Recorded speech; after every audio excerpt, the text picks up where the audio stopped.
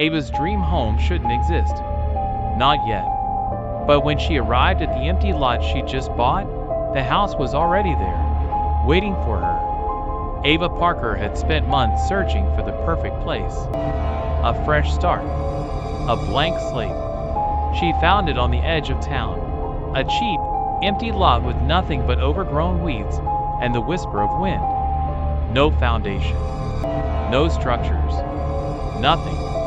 At least, that's what she'd been told. But now, standing in the dim evening light, her stomach twisted into a cold, knotted fist. Because where there should have been an empty lot, there was a house. Her house. Same Victorian-style porch she had envisioned. Same wraparound windows. Same goddamn color she picked out in her head. This isn't real.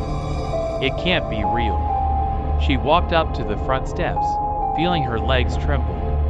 The wood beneath her feet creaked, as if adjusting to her weight. The front door swung open by itself. Inside, the walls smelled like fresh paint and old dust. Her breath hitched. There were pictures of her on the mantel.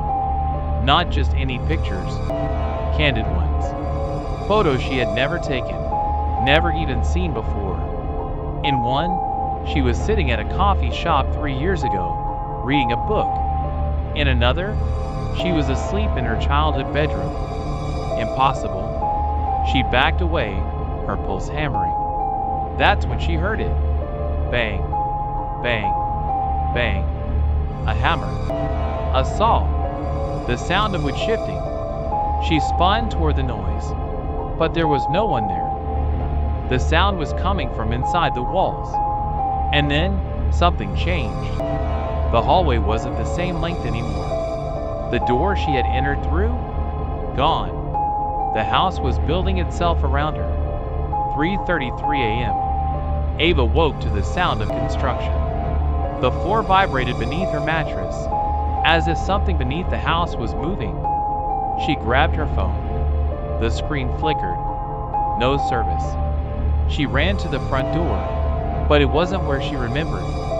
None of the rooms were. She turned a corner and there, a new room. A door she had never seen before. And on it, in thick black paint, were the words, "Do not enter." The doorknob twisted on its own. The door began to open.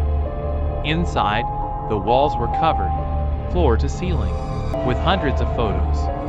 All of them were of her. But in each one, her face was blurry, fading, as if something else was replacing her. Her phone buzzed in her hand. A notification. One she didn't open, because she already knew what it said. "Welcome home." Fire final sound before cut to black. The wall shifting. A voice, low and mechanical, whispering from inside the house. "Still needs one more room."